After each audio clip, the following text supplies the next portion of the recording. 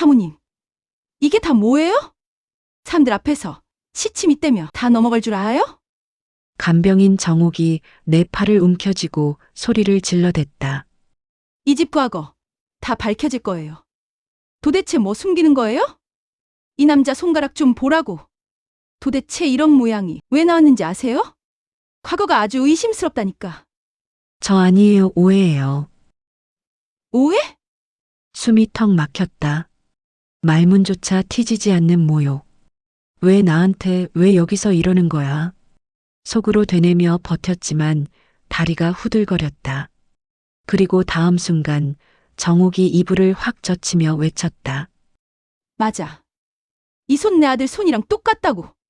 나는 그대로 주저앉아 눈물이 쏟아졌다. 그들은 몰랐다.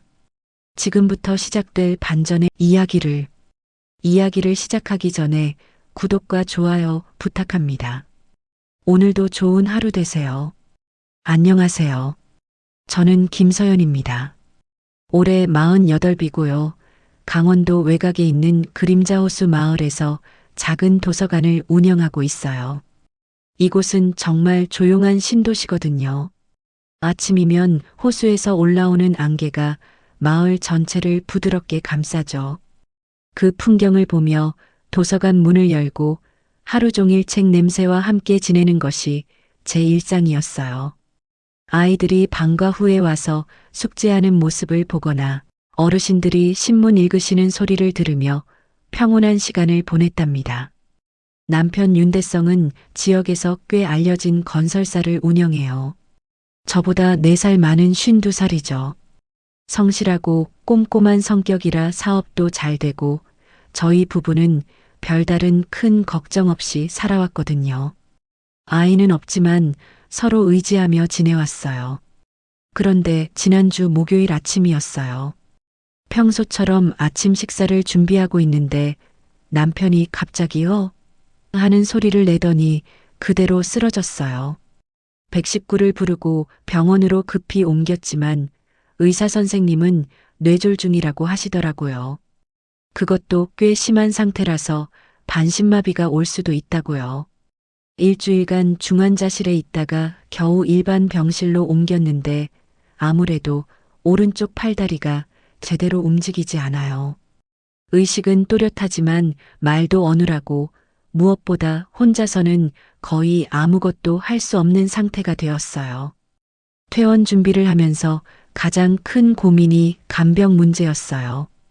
제가 도서관도 운영해야 하고 아무래도 남자분이시다 보니 몸을 씻기거나 하는 일들이 쉽지 않더라고요. 그래서 간병인을 구하기로 했어요.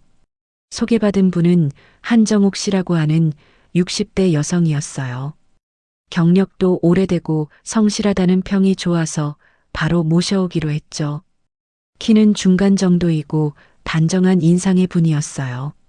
머리는 깔끔하게 뒤로 묶으셨고 흰색 가디건에 검정 바지 차림이 정갈해 보였어요. 안녕하세요. 한정옥입니다. 잘 부탁드려요. 정옥 씨는 정중하게 인사를 하시며 가방을 내려놓으셨어요. 그런데 환자가 계신 방으로 안내를 하려고 하는데 왠지 발걸음이 조금 무거워 보이더라고요. 환자분은 어떤 상태이신가요? 뇌졸중으로 오른쪽 마비가 왔어요. 의식은 또렷하시지만 거동이 불편하시죠. 정옥 씨는 고개를 끄덕이며 따라오셨어요. 그런데 병실 문을 열고 남편의 얼굴을 보자마자 표정이 완전히 굳어지더라고요. 마치 유령을 본 것처럼 얼굴이 하얗게 질렸어요. 어떻게 이런 일이? 정옥 씨는 중얼거리시며 손으로 입을 막으셨어요. 그리고는 저를 돌아보시는데 눈에 눈물이 고여 있었어요. 남편은 정옥 씨를 보더니 눈을 크게 뜨면서 뭔가 말하려고 했지만 어눌한 발음 때문에 알아듣기 어려웠어요. 다만 표정만큼은 놀라고 당황한 기색이 역력했어요. 혹시 저희 남편을 아세요? 제가 조심스럽게 물어보자 정옥 씨는 한참 동안 말을 잇지 못하셨어요. 그러더니 깊은 한숨을 쉬며 저를 바라보셨어요. 사모님, 이건 말씀드려야 할 게 있어요. 정옥 씨의 목소리는 떨리고 있었어요. 그리고 다시 남편을 바라보시는 눈빛에는 뭔가 복잡한 감정이 서려 있었죠. 원망인지, 안타까움인지, 아니면 다른 무엇인지 알 수 없는 그런 표정이었어요. 병실안은 갑자기 무거운 침묵에 휩싸였어요. 창밖으로는 여전히 그림자 호수의 잔잔한 물결이 보였지만 제 마음만큼은 급류에 휩쓸린 것처럼 흔들리기 시작했어요. PARTE, 간병인 아주머니의 이상한 말. 정옥 씨의 말이 끝나자 병실안은 정적에 휩싸였어요. 제가 먼저 입을 열었어요. 무슨 말씀을 하려고 하시는 거예요? 정옥 씨는 한참 동안 남편을 바라보시더니 천천히 고개를 돌려 저를 보셨어요. 그 표정에는 놀람이 지나가고 두려움이 서렸다가 마지막엔 뭔가 확신에 찬 기색이 스쳐갔어요. 이분, 제가 오래전에 잃어버린 사람과 너무 닮았어요. 정옥 씨의 목소리는 여전히 떨리고 있었어요. 그런데 그 말이 끝나자마자 남편이 침대에서 몸을 일으키려고 했어요. 물론 마비 때문에 제대로 움직일 수는 없었지만 표정만큼은 급하게 뭔가 말하려는 듯 했죠. 아니. 남편의 어눌한 말소리가 들렸어요. 그런데 정옥 씨는 그 말을 듣자마자 눈을 크게 뜨셨어요. 닮은 정도가 아니네요. 목소리까지. 저는 점점 이상해지는 상황에 당황스러웠어요. 정옥 씨가 말하는 잃어버린 사람이 누구인지, 그리고 왜 남편을 보고 이렇게 놀라는지 전혀 알 수 없었거든요. 혹시 누구를 말씀하시는 건가요? 아무래도 제가 착각한 것 같네요. 죄송해요. 정옥 씨는 갑자기 말을 바꾸며 고개를 숙였어요. 그러나 그 표정은 여전히 불안해 보였어요. 특히 남편을 볼 때마다 손을 꼭 쥐고 입술을 깨물었죠. 첫날 간병은 그렇게 어색하게 시작되었어요. 정옥 씨는 일은 정말 잘하셨어요. 남편을 씻기고 식사를 도와드리고 재활운동까지 꼼꼼하게 챙기셨거든요. 그런데 문제는 남편과 눈이 마주칠 때마다 손이 떨리신다는 거였어요. 물 좀.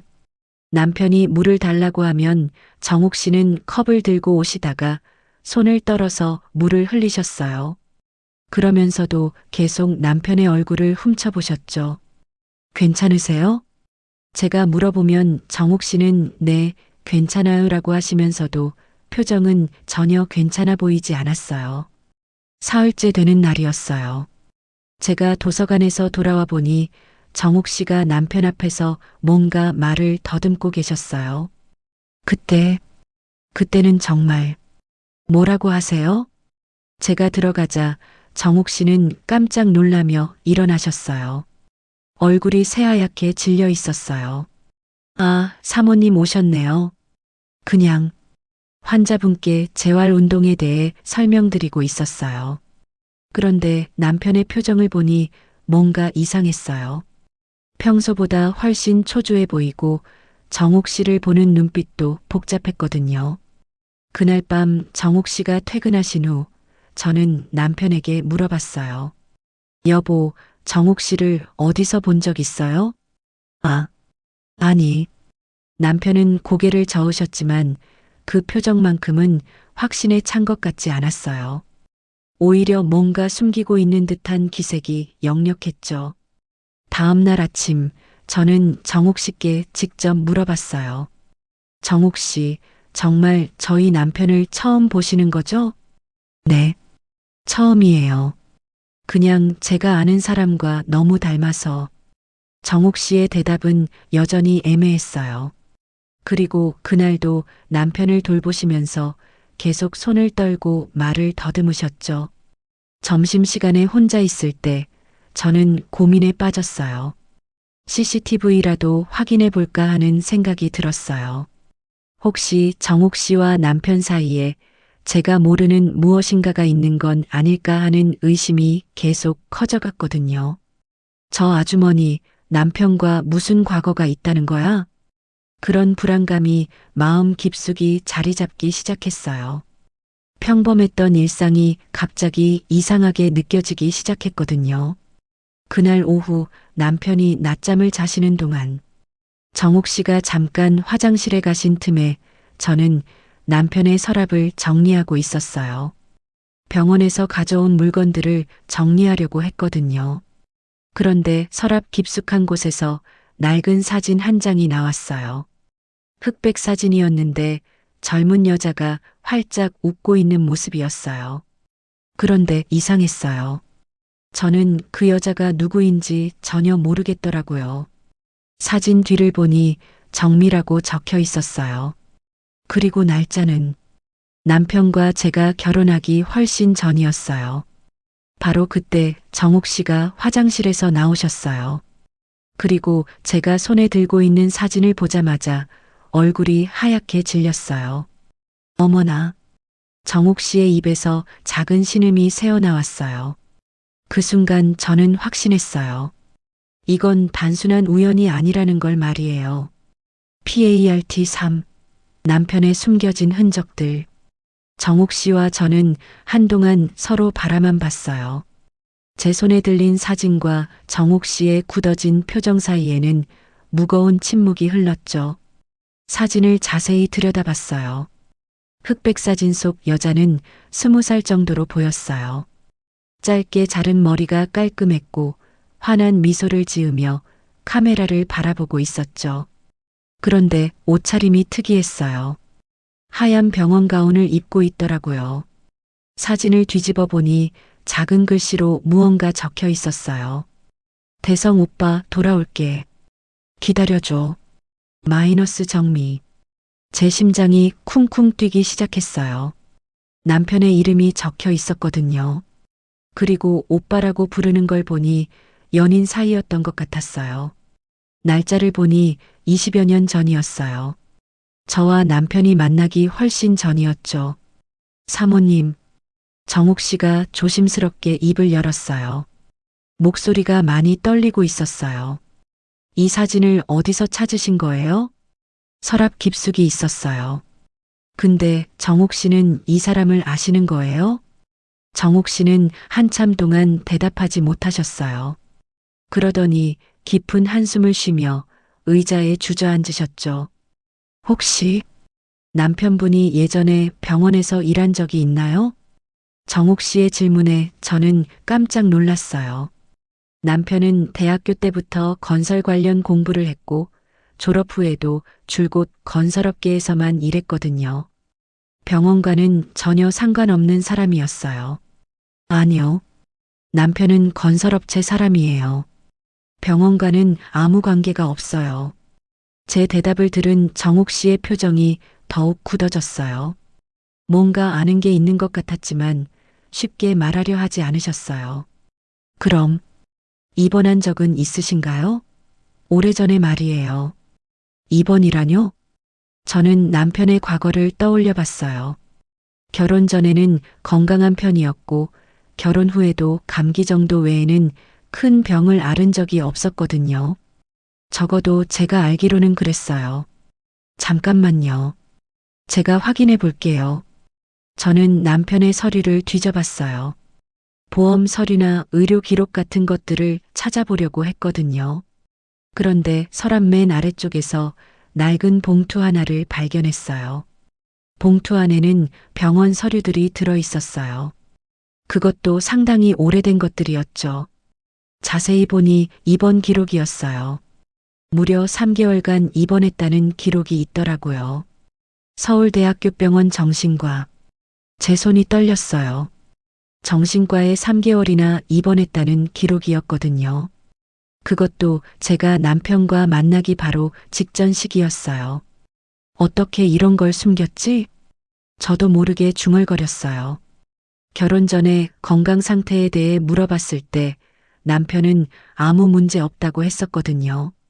정옥 씨가 제 옆으로 다가오셨어요. 그리고 서류를 보시더니 깊은 한숨을 쉬셨어요. 역시 그렇군요. 뭐가 역시예요? 정옥 씨는 이 사실을 알고 계셨던 거예요? 정옥 씨는 말없이 고개를 끄덕이셨어요. 그러고는 침대에 누워있는 남편을 바라봤어요. 다행히 남편은 아직 깊게 잠들어 있었죠. 사모님, 저는 그 병원에서 일했었어요. 간병인으로 말이에요. 정옥 씨의 고백에 저는 할 말을 잃었어요. 그제서야 모든 게 이해되기 시작했어요. 정옥 씨가 남편을 보고 놀란 이유, 손을 떨며 말을 더듬은 이유가 말이에요. 그럼 그때 남편을 돌봤다는 뜻이에요? 네. 그리고 이 사진 속 정미라는 분도 그 병원 간호사였어요. 제 머릿속이 복잡해졌어요. 남편이 정신과에 입원했었다는 것도 충격이었는데 그 시절에 정미라는 간호사와 연인 관계였다는 것까지 알게 된 거예요. 정미는 어떤 사람이었나요? 정옥 씨는 한참 망설이시더니 천천히 입을 열었어요. 착하고 성실한 간호사였어요. 환자들을 정말 잘 돌봐줬죠. 특히 남편분을, 윤대성 씨를 많이 좋아했어요. 그럼 둘이 연인이었던 거네요? 그런 것 같았어요. 정미가 항상 윤대성 씨 이야기만 했거든요. 퇴원하면 같이 새 출발을 하겠다고 했어요. 저는 점점 혼란스러워졌어요. 그럼 정미는 어떻게 됐을까요? 남편은 왜 그 사실을 숨겼을까요? 그리고 가장 중요한 건 남편이 정신과에 입원했던 이유는 뭐였을까요? 정옥 씨, 남편이 왜 정신과에 입원했었는지 아세요? 정옥 씨의 표정이 어두워졌어요. 그리고는 주위를 살피며 목소리를 낮춰 말씀하셨어요. 그건 사모님이 직접 물어보셔야 할 것 같아요. 바로 그때 남편이 눈을 떴어요. 그리고 저희가 서류를 들고 있는 모습을 보자마자 얼굴이 하얗게 질렸어요. 서연아. 남편의 목소리는 더욱 떨리고 있었어요. 그 순간 저는 확신했어요. 남편에게는 제가 모르는 큰 비밀이 있다는 걸 말이에요. 병실은 다시 무거운 침묵에 휩싸였어요. 창밖으로는 어느새 해가 지고 있었고 그림자 호수 마을에도 어둠이 내려앉고 있었어요.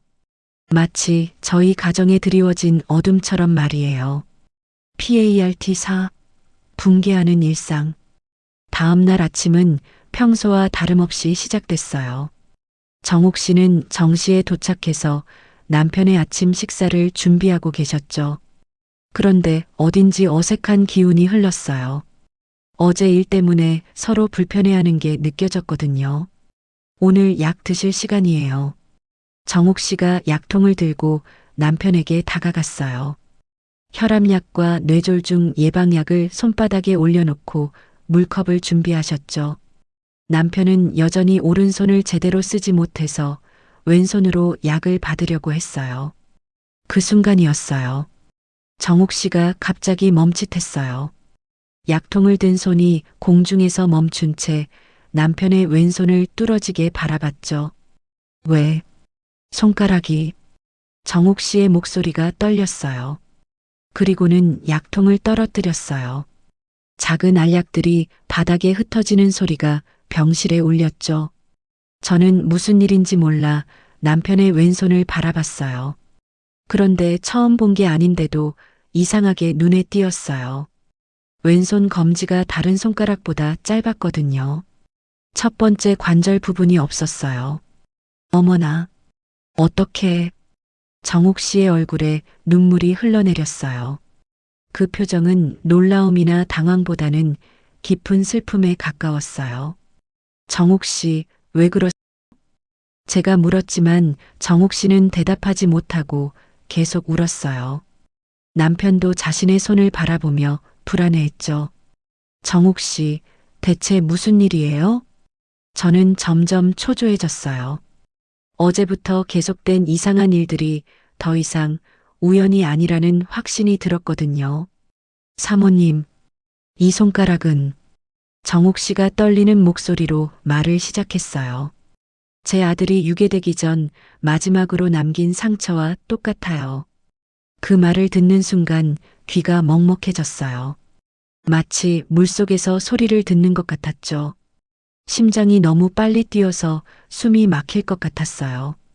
뭐라고요? 25년 전, 제 아들이 병원에서 실종됐어요. 그때 나이가 7살이었는데, 정옥 씨는 계속 울면서 말을 이어갔어요. 실종 당시에 왼손 검지 첫 번째 관절이 없었어요. 어릴 때 사고로 다쳤거든요. 남편분과 똑같은 상처를 갖고 있었어요. 저는 의자에 주저앉았어요. 다리에 힘이 빠져서 서 있을 수가 없었거든요. 말도 안 돼요. 우리 남편은 그런 분이 아니에요. 저도 처음엔 믿고 싶지 않았어요. 그런데 사진을 보고 손가락을 보고 이제는 확신해요. 정옥 씨의 목소리에는 분노와 슬픔이 뒤섞여 있었어요. 남편은 침대에서 몸을 일으키려 했지만 마비 때문에 제대로 움직일 수 없었어요. 다만 입만 바쁘게 움직이며 뭔가 말하려고 했죠. 아니야. 아니. 뭐가 아니에요? 손가락이 똑같은 게 우연이라고 생각하세요? 정옥 씨가 남편에게 소리쳤어요. 그 순간 남편의 얼굴이 더욱 하얗게 질렸어요. 저는 정신이 혼란스러웠어요. 남편이 유괴범이라는 얘기인가요? 아니면 정옥 씨가 착각하는 건가요? 아니면 다른 무엇인가가 있는 건가요? 정옥 씨, 진정하세요. 손가락 하나로 어떻게 그런 말을. 손가락뿐이 아니에요. 목소리도 똑같고 생김새도 비슷해요. 25년 동안 하루도 잊은 적이 없어요. 정옥 씨는 주먹을 쥔 채 남편을 바라봤어요. 그 눈빛에는 오랫동안 쌓인 한이 서려 있었죠. 제 아들, 김민수는 어디에 있어요? 25년 동안 어디에 숨겨뒀어요? 남편은 고개를 계속 저었어요. 하지만 그 표정에는 두려움이 역력했어요. 저는 모든 게 무너지는 기분이었어요. 평온했던 일상이 산산조각 나고 있었거든요. 남편에 대해 알고 있다고 생각했던 모든 것들이 의심스러워졌어요. 정옥 씨, 증거가 있어요? 손가락 하나로는. 증거요? 25년 동안 찾아 헤맨 이 마음이 증거예요. 정옥 씨가 저에게 소리쳤어요. 그리고는 가방에서 낡은 사진 하나를 꺼냈어요. 이게 제 아들이에요. 실종 직전에 찍은 마지막 사진이에요. 사진 속에는 7살 정도의 남자아이가 웃고 있었어요. 그런데 얼굴 윤곽이 남편과 묘하게 닮아 있었어요. 어떻게 이럴 수가. 저도 모르게 중얼거렸어요. 사진 속 아이의 모습에서 남편의 어린 시절 모습이 겹쳐 보였거든요. 병실은 무거운 침묵에 휩싸였어요. 정옥 씨는 계속 울고 있었고 남편은 두려워하고 있었고 저는 혼란에 빠져 있었어요. 창밖으로는 그림자 호수의 잔잔한 물결이 보였지만 제 마음만큼은 폭풍우가 몰아치고 있었어요. 25년 전의 일이 지금 이 순간 저희 삶을 흔들고 있었거든요. 정옥 씨, 저는 떨리는 목소리로 말했어요. 정말 확실하신 거예요? 네. 25년 동안 꿈에서도 잊을 수 없었던 그 아이예요. 제 아들이에요. 정옥 씨의 대답은 확신에 차 있었어요. 그 순간 저는 알았어요. 이제 저의 평범한 일상은 완전히 끝났다는 걸 말이에요. PARTO. 25년 전 그 병원의 비밀. 다음 날 아침 저는 정옥 씨와 함께 강릉으로 향했어요. 남편을 혼자 두고 가는 것이 마음에 걸렸지만 진실을 알아야 했거든요. 정옥 씨가 말한 그 병원이 정말 존재하는지, 그리고 25년 전에 무슨 일이 있었는지 직접 확인하고 싶었어요. 차 안에서 정옥 씨는 계속 침묵을 지키셨어요. 창밖으로 스쳐 지나가는 풍경을 바라보는 그 옆모습에는 깊은 슬픔이 서려 있었죠. 가끔씩 한숨을 쉬는 소리만이 정막을 깨뜨렸어요. 강릉에 도착해서 찾아간 곳은 시내에서 조금 떨어진 언덕 위에 오래된 건물이었어요. 강릉중앙병원이라는 간판은 녹이 슬어 있었고 외벽 곳곳에는 시간의 흔적이 역력했어요. 지금은 요양병원으로 운영되고 있었지만 규모로 보아 예전에는 꽤 큰 병원이었던 것 같았어요. 병원 로비에 들어서자 소독약 냄새와 함께 오래된 건물 특유의 퀴퀴한 냄새가 났어요. 안내 데스크에 앉아 계신 중년 여성에게 다가갔어요. 안녕하세요. 25년 전 이 병원 기록을 좀 확인하고 싶은데요. 25년 전이면 그때 기록들은 대부분 지하 기록실에 있어요. 무슨 일이시죠? 정옥 씨가 앞으로 나서셨어요. 제 아들이 그때 이 병원에서 실종됐거든요. 간호사분의 표정이 어두워졌어요. 그리고는 주위를 둘러본 후 목소리를 낮춰 말씀하셨어요. 혹시 김민수라는 아이 말씀이신가요? 정옥 씨가 깜짝 놀라며 고개를 끄덕였어요. 간호사분도 그 사건을 기억하고 계셨던 거예요. 저도 그때 여기서 일했었어요. 정말 큰 사건이었죠. 기록실 열쇠를 드릴게요. 지하 기록실은 축축했고 곰팡이 냄새가 심했어요. 오래된 파일들이 연도별로 정리되어 있었는데 먼지가 두껍게 쌓여 있었어요. 1999년 파일을 찾는데 한참이 걸렸어요. 드디어 찾은 파일을 열어보니 김민수라는 이름의 차트가 있었어요. 7살 급성 맹장염으로 입원했다가 수술 후 회복 중 실종됐다고 기록되어 있었죠. 그런데 이상한 점이 있었어요. 왜 담당의 이름이 지워져 있죠? 차트에서 담당의 란이 검게 지워져 있었어요. 누군가 의도적으로 지운 것 같았어요. 다른 파일들을 뒤지다 보니 더 충격적인 사실을 알게 됐어요. 같은 시기에 병원 직원들의 퇴사 기록이 몰려 있었거든요. 의사 3명, 간호사 5명이 한꺼번에 그만뒀더라고요. 뭔가 큰일이 있었던 것 같네요. 정옥 씨도 같은 생각이셨는지 고개를 끄덕이셨어요. 그런데 파일 맨 아래쪽에서 신문 스크랩을 발견했어요. 강릉중앙병원 불법 인체 실험 의혹. 병원장 잠적. 기사를 읽어보니 당시 병원장이 환자들을 대상으로 승인받지 않은 약물 실험을 했다는 의혹이 제기됐다고 나와 있었어요. 그리고 수사가 시작되자 병원장은 갑자기 사라졌다고 했어요. 혹시 이 병원장이? 저는 다른 파일을 더 찾아봤어요. 그런데 놀라운 발견을 했어요. 병원장의 이름 옆에 적힌 주치의 목록에서 익숙한 이름을 봤거든요. 윤대성 마이너스 정신건강의학과 레지던트. 제 손이 떨렸어요. 남편이 그 병원에서 일했다는 기록이었거든요. 그것도 김민수가 실종된 바로 그 시기의 말이에요. 정옥 씨, 이것 좀 보세요. 정옥 씨가 기록을 보시더니 얼굴이 하얗게 질렸어요. 그럼 남편분이 정말. 저는 더 자세한 기록을 찾아봤어요. 그런데 더욱 충격적인 사실이 드러났어요. 남편의 근무 기록 중에 김민수의 실종 날짜와 남편의 병가 신청 날짜가 겹쳐 있었거든요.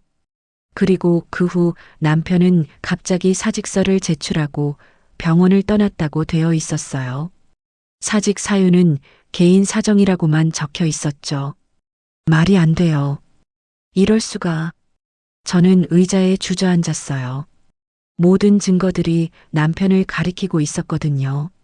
김민수의 실종, 남편의 급작스런 사직, 그리고 그 후 남편의 정신과 입원까지.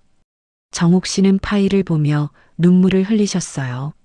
사모님, 남편분이 제 아들일 수도 있어요.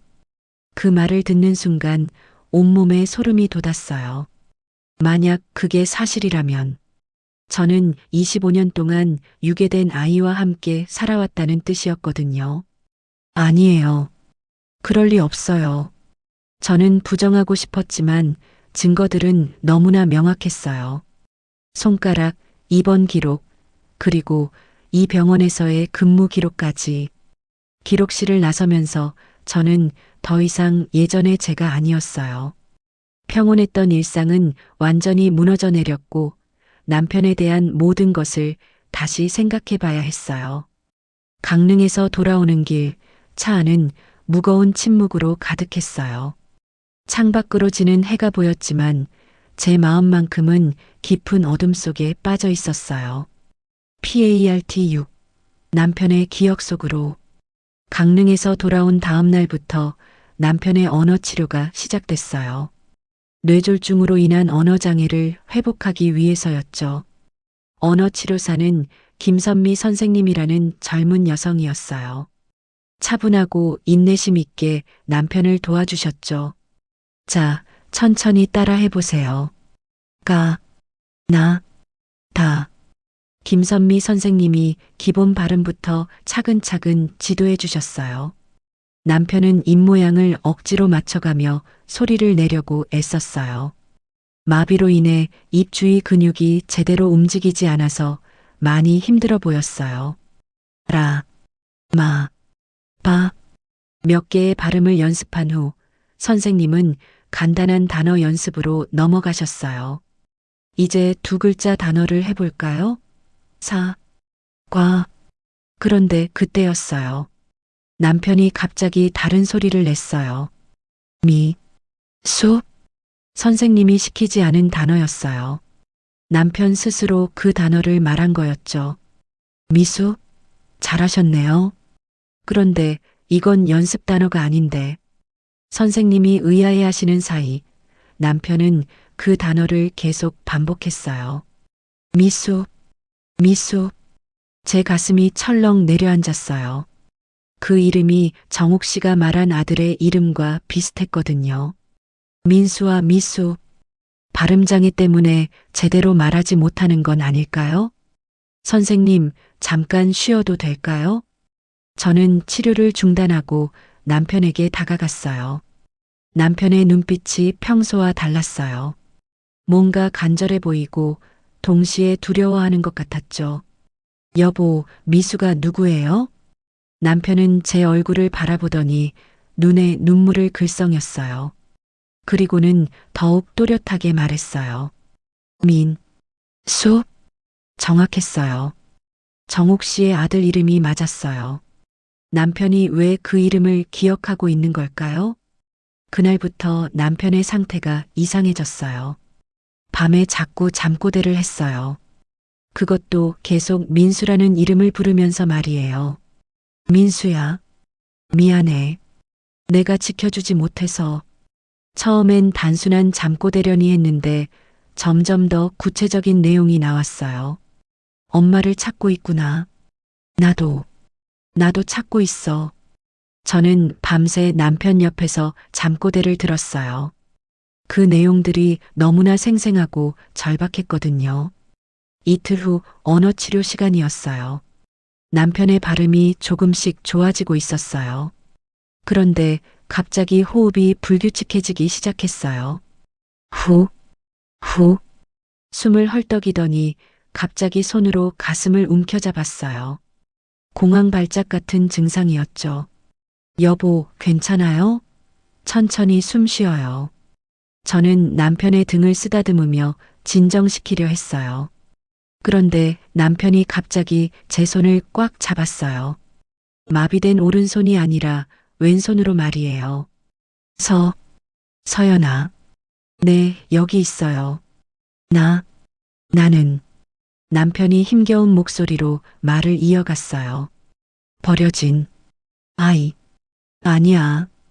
그 말을 듣는 순간 온몸에 전율이 흘렀어요. 남편의 눈에는 25년 동안 숨겨온 깊은 슬픔이 서려 있었어요. 나도 엄마를 찾고 있었어. 남편의 목소리는 점점 더 또렷해졌어요. 마치 기억이 되살아나면서 언어 능력도 함께 회복되는 것 같았죠. 민수는 내 동생이었어. 동생이라고요? 같은 병원에서 같이 있었어. 남편이 힘들게 설명했어요. 그 이야기를 들으면서 저는 모든 것이 잘못 이해되었다는 걸 깨달았어요.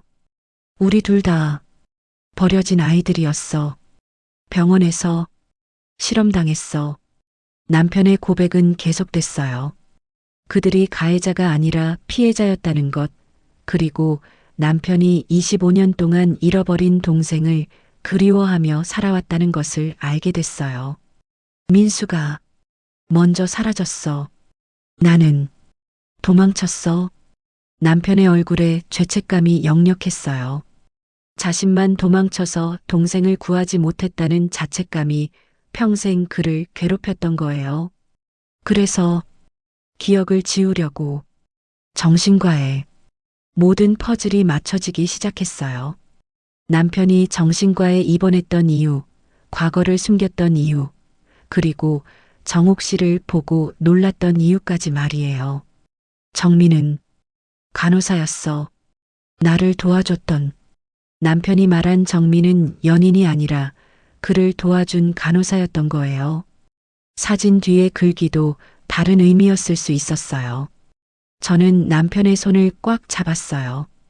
25년 동안 혼자 그 고통을 견뎌온 남편이 안쓰럽고 미안했어요.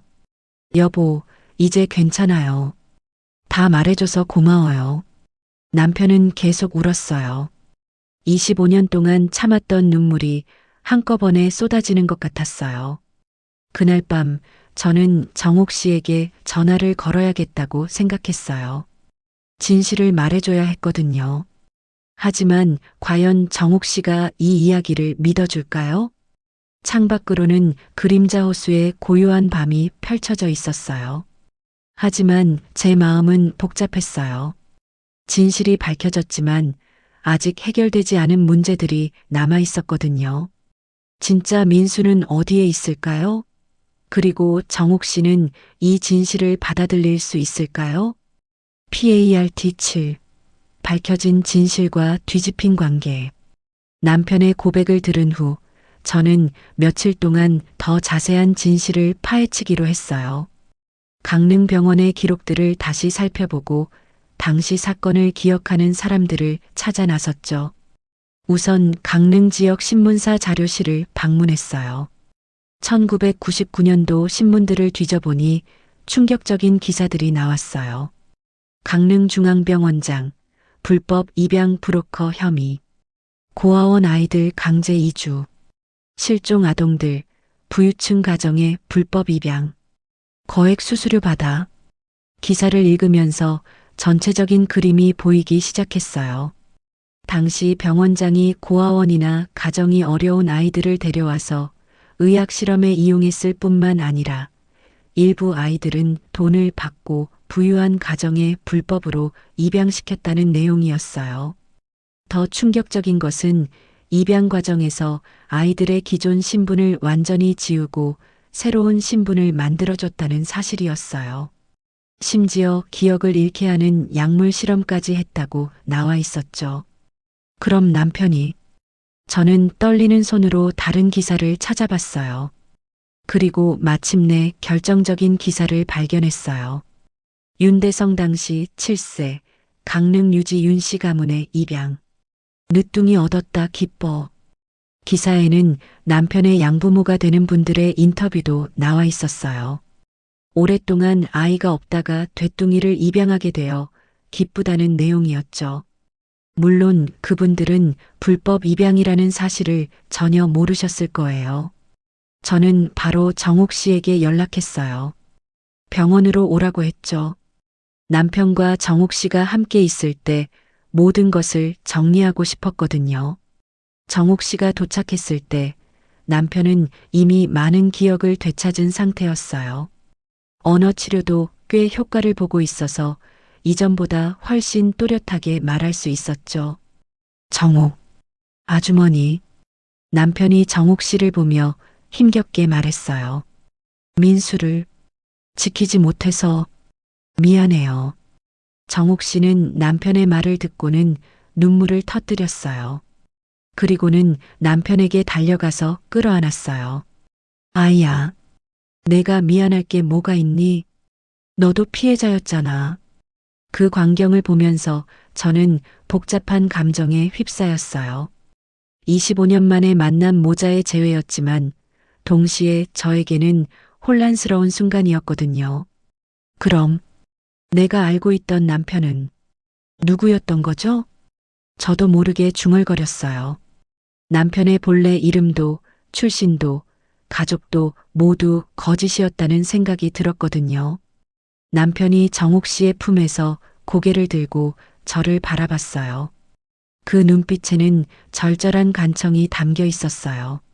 서연아, 나는 윤대성이야. 남편이 떨리는 목소리로 말했어요. 비록 태어날 때 이름은 달랐을지도 모르지만 당신과 함께한 20년 동안은 진짜였어. 정옥 씨도 저를 바라보며 말씀하셨어요. 사모님, 이 아이는 제 친아들이 아니에요. 하지만 25년 전 제 민수와 함께 고생했던 아이예요. 어떻게 보면 의형제 같은 사이였죠. 그럼 정말 민수는? 네, 제 아들은 아직 어디 있는지 모르겠어요. 하지만 이 아이라도 만날 수 있어서 정말 다행이에요. 정옥 씨의 말을 들으며 저는 조금씩 이해하기 시작했어요. 남편이 가해자가 아니라 저와 마찬가지로 피해자였다는 것을 말이에요. 당신이 나의 진짜 가족이야. 남편이 제 손을 꽉 잡으며 말했어요. 부모도 형제도 모두 잃었지만 당신이 있었기에 버틸 수 있었어. 그 순간 저는 깨달았어요. 혈연이 전부가 아니라는 것을, 그리고 함께 만들어온 시간과 사랑이 더 소중하다는 것을 말이에요. 정옥 씨도 저희 부부를 바라보며 미소를 지으셨어요. 사모님, 이 아이 잘 부탁해요. 제가 민수 대신 지켜주지 못한 아이니까요. 네, 정옥 씨. 그럴게요. 저는 고개를 끄덕였어요. 그리고 남편의 손을 더욱 꽉 잡았죠. 그날 밤 병실은 오랜만에 평화로웠어요. 25년간 숨겨져 있던 진실이 모두 드러났고 그로 인해 얽혔던 오해들도 풀렸거든요. 물론 아직 해결되지 않은 문제들이 있었어요. 정옥 씨의 진짜 아들 민수는 여전히 행방불명이었고 병원장과 관련된 다른 피해자들도 있을 것 같았어요. 하지만 적어도 저희 가족은 다시 하나가 될 수 있었어요. 남편의 정체가 바뀐 것이 아니라 제가 남편을 더 깊이 이해하게 된 거였죠. 창밖으로는 그림자 호수의 잔잔한 물결이 달빛에 반짝이고 있었어요. 마치 모든 아픔이 치유되고 새로운 시작을 알리는 것 같았어요. 남편은 제 손을 놓지 않고 깊은 잠에 빠져 있었어요. 25년 만에 처음으로 평안한 잠을 자는 것 같았죠. 저도 오랜만에 마음 편히 잠들 수 있을 것 같았어요. PART 8. 새로운 삶으로 나아가는 새 사람. 남편이 퇴원한 것은 그로부터 한 달 후였어요. 재활치료 덕분에 오른팔과 다리의 움직임이 많이 좋아졌고 언어 능력도 거의 정상으로 돌아왔어요. 무엇보다 25년간 억눌렀던 기억의 짐을 내려놓으니 표정이 한결 밝아졌죠. 정옥 씨는 남편이 퇴원하는 날 병원에 나오셨어요. 꽃다발을 들고 계셨는데 눈가가 붉어져 있었어요. 대성이, 이제 정말 집에 가는구나. 네, 어머니. 남편이 정옥 씨를 어머니라고 부른 것은 이번이 처음이었어요. 정옥 씨는 그 말을 듣고 눈물을 글썽이셨죠. 사모님, 제가 너무 성급했나 봐요. 갑자기 나타나서 이 아이를 제 것이라고 우기고. 정옥 씨가 저에게 조심스럽게 말씀하셨어요. 아들을 되찾았지만 25년 동안 이 아이를 지켜오신 분은 사모님이잖아요. 저는 천천히 관계를 만들어가고 싶어요. 그 말을 듣는 순간 저도 모르게 눈물이 났어요. 정옥 씨 앞에서 처음으로 흘린 눈물이었어요. 정옥 씨, 이 사람, 제가 지켜왔어요. 우리 함께 살려봐요. 정옥 씨가 저를 꼭 안아주셨어요. 그 순간 저는 진짜 가족이 무엇인지 깨달았어요. 혈연이 아니라 서로를 아끼는 마음이 진짜 가족을 만드는 거라는 걸 말이에요. 집으로 돌아온 후 저희 일상은 천천히 자리를 잡아갔어요. 남편은 건설사 일은 그만두고 재활에 집중했어요. 산책을 하거나 도서관에서 책을 읽으며 조용한 시간을 보내는 것을 좋아했죠. 정옥 씨는 일주일에 서너 번 저희 집을 방문하셨어요. 남편의 간병을 도와주시기도 하고 함께 식사를 하며 옛 이야기를 나누기도 했어요. 처음에는 어색했지만 점점 자연스러워졌어요. 그러던 어느 날 저는 중요한 결정을 내렸어요. 도서관을 커뮤니티 센터로 확장하기로 한 거예요. 실종 아동 가족들을 돕는 활동을 시작하고 싶었거든요. 여보, 우리가 겪은 일이 헛되지 않았으면 좋겠어요. 다른 가족들도 도와주고 싶어요. 남편은 제 손을 잡으며 고개를 끄덕였어요. 좋은 생각이야. 나도 도울 수 있는 일이 있으면 하고 싶어. 정옥 씨에게 이 계획을 말씀드리자 바로 자원봉사를 하겠다고 하셨어요. 25년 동안 혼자 찾아 헤맸는데 이제는 다른 분들과 함께하고 싶어요. 커뮤니티 센터는 생각보다 빨리 자리를 잡았어요.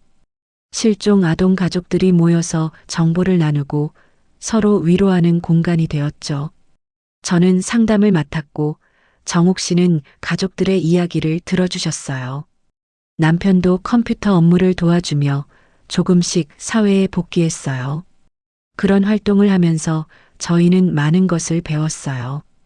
가족이라는 것이 꼭 혈연만으로 이루어지는 게 아니라는 것, 그리고 서로 아끼고 돌보는 마음이 더 중요하다는 것을 말이에요.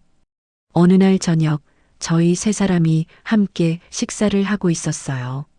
정옥 씨가 남편에게 반찬을 올려주시고, 남편은 저에게 물을 따라주고, 저는 정옥 씨께 국을 떠드리고, 그런 자연스러운 모습을 보면서 문득 생각했어요.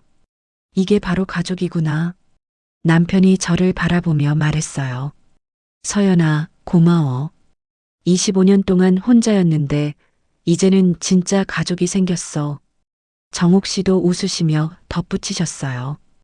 우리 모두 상처받은 사람들이었는데 이렇게 서로 치유해주고 있네요. 그날 밤 저는 그림자 호수를 바라보며 생각했어요. 몇 개월 전만 해도 평범한 일상이 무너질까봐 두려워했는데 이제는 더 큰 행복을 얻었다는 것을 말이에요. 가끔 정옥 씨의 진짜 아들 민수 소식이 들려오기도 해요. 저희 커뮤니티 센터를 통해 단서들이 하나씩 모이고 있거든요. 언젠가는 만날 수 있을 거라고 믿어요. 지금 이 순간 저희 세 사람은 서로 다른 상처를 가지고 만났지만 그 상처들이 오히려 더 깊은 유대감을 만들어줬어요. 혈연보다 강한 마음의 연결이 진짜 가족을 만드는 거라는 걸 깨달았죠. 그림자 호수 마을의 고요한 밤, 저희 집 창문에서는 따뜻한 불빛이 새어나오고 있어요. 그 안에서 세 사람이 서로를 돌보며 새로운 삶을 시작하고 있다. 그럼 오늘 이야기는 여기까지입니다.